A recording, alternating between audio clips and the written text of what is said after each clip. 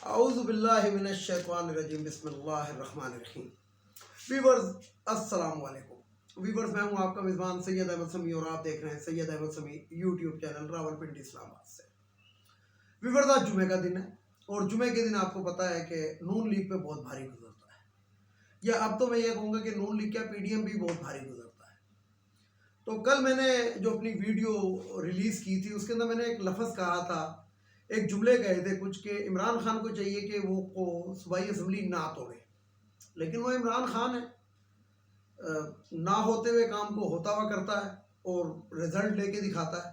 तो इमरान खान ने, जो लोगों ने भी उनको कुछ मशवरे दिए थे, कुछ लोग उनको, क्योंकि मशवरा ही उनको दे सकते हैं, उस पर हुक्म नहीं चला सकते आप, लेकिन वो शख्स ऐसा शख्स है कि वो अपने उसकी बात करता है और कौम और मुल्क की बात करता है।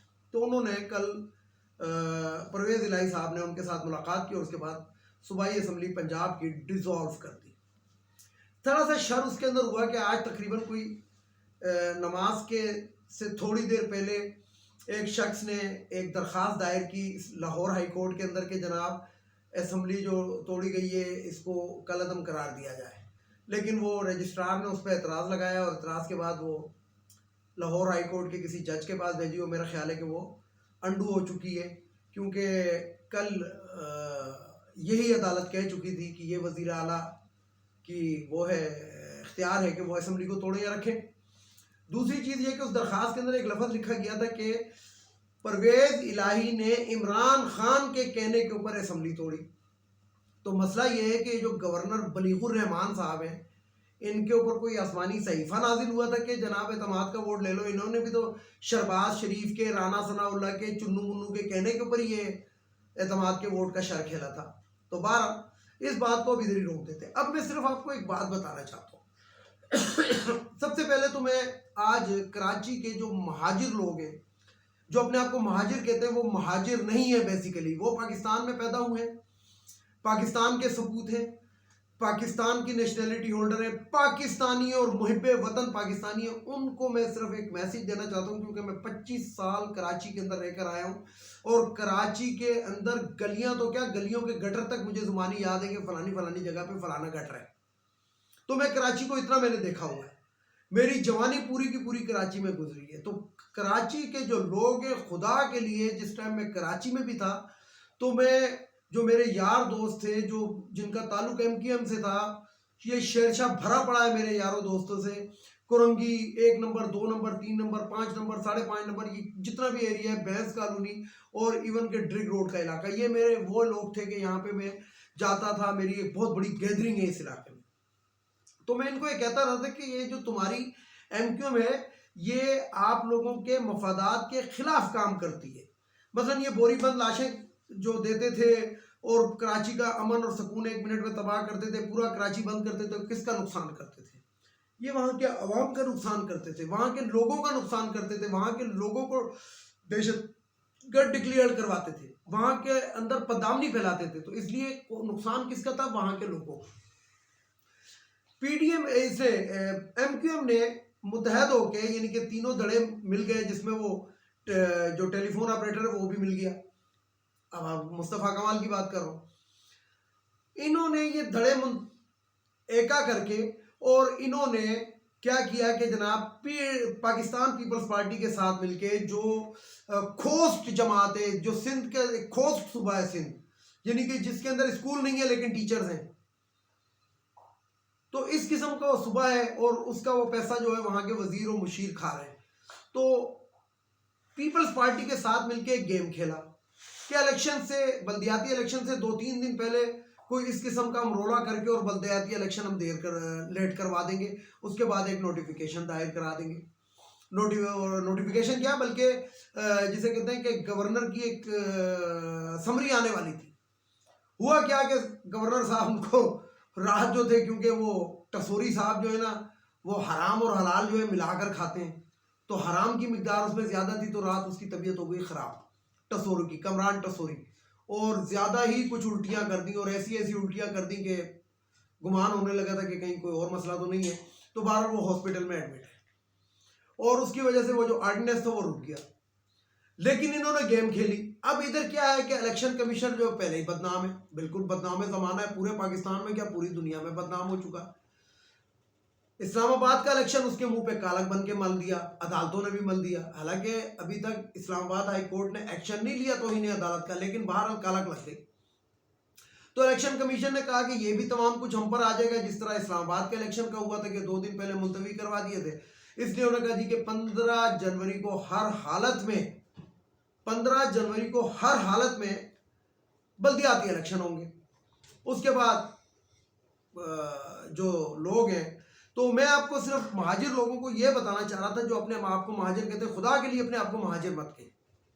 आप पाकिस्तानी हैं, पाकिस्तान के सबूत हैं, पाकिस्तान की अवाम है, पाकिस्तानी कौम है और उर्दू स्पीकर हैं, वो उर्दू स्पीकर जो हमारी कौमी जुबान है। इसलिए आप अपने ऊपर से महाजिर का धब्बा हटा के पाकिस्तानी का धब्बा लगाएं और इन नासूरों को पहचाने जो आप लोगों का सौदा करते हैं, आप लोगों को बेचते हैं, आप लोगों को दहशतगर्द करार दे पाते हैं। बस यही बात मैंने करनी थी, तो आंखें खोलने के लिए काफ़ी है। अब मैं आता हूँ एक खबर की जानिब, बड़ी ज़बरदस्त किस्म की खबर। वो खबर यह है कि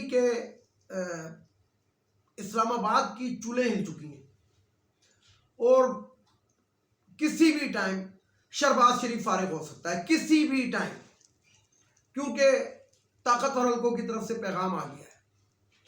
और पैगाम ऐसा आ गया, अब देखें ये सरेंडर किस टाइम करता है। लेकिन ये मैं आपको बता दूं कि इस्लामाबाद के अंदर हुकूमत नाम की कोई चीज़ नहीं रही है।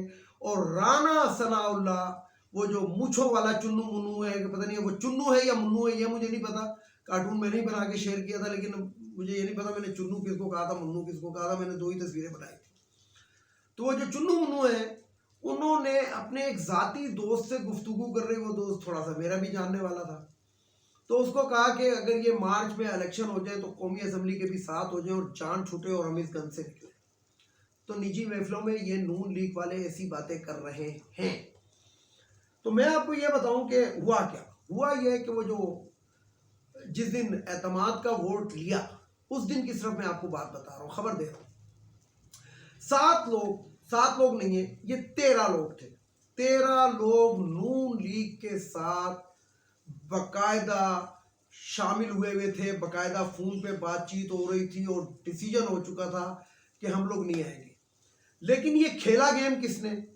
गेम खेला चौधरी परवेज इलाही और मुन्ना सिलाई ने, क्योंकि चौधरी परवेज इलाही और मुन्ना सिलाई नून लीग के बहुत अरसा, नून लीग में भी तो रहे ना ये लोग, और नून लीग के अंदर से ही ये इनकी सियासत है कि मुस्लिम लीग की है, तो ये इन लोगों को बहुत अच्छी तरह जानते हैं। तो उन्होंने जो इमरान खान का जो हिमायती था परवेज इलाही, उसने इन लोगों को इन्हीं की चालों में शिकस्त दी। उसने प्लांटेड किस्म के 13 बंदे जो थे मुंतखब किए कि आप नून लीग के साथ राब्ते में हो जाए। मैं उन 13 बंदों के नाम भी जानता हूँ। उनके साथ राब्ते में हो जाए, इनको गोलियां दें, इनको कहें हाँ जी हम ये कर लेंगे, वो कर लेंगे, यूं कर लेंगे, वहां कर लेंगे, और हम किसी सूरत में नहीं जाएंगे और हम आपको विक्ट्री करवा देंगे। लेकिन वो जो 13 बंदे जो परवेज इलाही के थे, वो अंडे जो थे वो इधर दे रहे थे और कुड़कुड़ जो थे वो राना सनाउल्लाह के साथ कर रहे थे। और राना सनाउल्लाह इसी में भड़के मार रहा था कि इनके बंदे नहीं आएंगे, हमने ये। फिर जो उनके मोबाइल फोन्स थे, उन्हीं लोगों के मोबाइल फोन्स वो मुख्तलिफ जगहों पे पहुंचा दिए गए और ट्रैप किया गया, प्लांटेड ट्रैप जिसको कहते हैं। और इसके अंदर एक खामोश मुजाहिद भी है, बोलता वो बड़ा भड़बड़ करके, लोग उसको डग्गू भी कहते हैं, पता नहीं किस किस नाम से। लेकिन मैं बताऊं कि वो इमरान खान का एक्चुअल सिपाही है और उसका नाम था फवाद चौधरी। फवाद चौधरी ने बहुत ज़बरदस्त तरीके से खेला। कप्तान जख्मी था, कप्तान की टांग जो थी वो इंजर्ड थी, और फवाद चौधरी जो था वो खुद साख्ता कप्तान बनकर सामने आया और उसने अपने खिलाड़ियों को इस तरह खिलवाया कि जनाब जो 187 रन नॉट आउट के ऊपर वो ले गया और आखिरी बाल पे उसने हाफिज साहब को जाहिर करके छक्का मरवा दिया। अब ये भी एक कहानी है कि हाफिज साहब कहाँ थे, किधर बैठे थे, क्या कर रहे थे, ये छोड़े, फिर किसी टाइम आपको बताऊंगा। लेकिन मैं आपको बताऊं कि फवाद चौधरी ने बहुत अच्छी इनिंग्स खेली। अब मैं एक और बात भी आपको बताना चाहता हूँ। वो बात ये मैं आपसे बताना चाहता हूँ कि मैं इमरान खान की थोड़ी सी बात आपको बताऊं। लोग मुझे कहते हैं कि यार आप क्रिकेट के बड़े हवाले देते हैं, तो मैं आज आपको बताऊं कि क्रिकेट का मैं हवाला क्यों देता हूं। मैं बताते खुद एक क्रिकेटर था और तकरीबन 8 से 10 साल में एक ही स्पीड से गेंद फेंकता रहा, बल्कि उससे भी ज्यादा, और आज भी मैं उसी स्पीड से गेंद फेंक सकता हूं। और क्रिकेट से मेरा दिली लगाव था। जिस महकमे में मैं नौकरी करता था उस महकमे के अंदर मुझे आगे नहीं आने दिया, एक प्री प्लान था, लेकिन बहरहाल मैं उस महकमे से जिस दिन मेरी छुट्टी होती थी तो उसके बाद मलीर और ये जो नाजमाबाद के इलाके हैं इसके अंदर मैं मशहूर बंदा था कि मैं क्रिकेट किस तरीके से खेलता था। मैं बॉलर था, मैं बैट्समैन भी नहीं था, बॉलर था। इमरान खान को मैं बड़ा क्लोजली देखता रहा हूँ हर चीज में। मुझे वर्ल्ड कप याद है, मैंने देखा बकायदा, एक एक बाल उसकी देखी थी। लेकिन ये जो उस दिन जो एतमाद का वोट लिया तो मैंने अपनी वीलॉग का मफहूम रखा था कि लास्ट बॉल पे छक्का। लेकिन जब ये असेंबली तहलील की कल शाम को इमरान खान ने, तो इस यहां पे भी मुझे क्रिकेट ही याद आई। क्रिकेट कैसे याद आई? कृष्णमाचारी श्रीकांत इंडिया का बैट्समैन, वसीम अकरम ने उसको आउट कर दिया। जब वसीम अकरम ने आउट किया तो आए बाएं शाएं करने लगा। इमरान खान ने कहा आओ दोबारा बैटिंग करो, और उसी ओवर में उसको दोबारा भी आउट करवा दिया। तो यही इन्होंने, इमरान खान ने पीडीएम के साथ किया कि ये कह रहे थे कि जी इनकी तादाद पूरी नहीं है, फलाना पूरा नहीं है, प्लांटेड है, किस तरीके से 187 हो गए। उसने असेंबली खत्म कर दिया, आओ तुम ज्यादा निशस्तें हमसे लेके दिखाओ, तुम लोगे तो तुम के बैठोगे, हम लेंगे तो हम बैठेंगे। यानी कि वही गेम, फिर वही गेम इमरान खान का जिसके लिए वो मशहूर है। वीडियो को लाइक करें, शेयर करें, सब्सक्राइब करें, बेल आइकन के बटन को जरूर दबाएं ताकि मेरी नेक्स्ट वीडियो आपको मिल सके। इसके साथ ही इजाजत चाहता हूं तमाम देखने वाले सुनने वालों को। अल्लाह हाफिज। पाकिस्तान जिंदाबाद।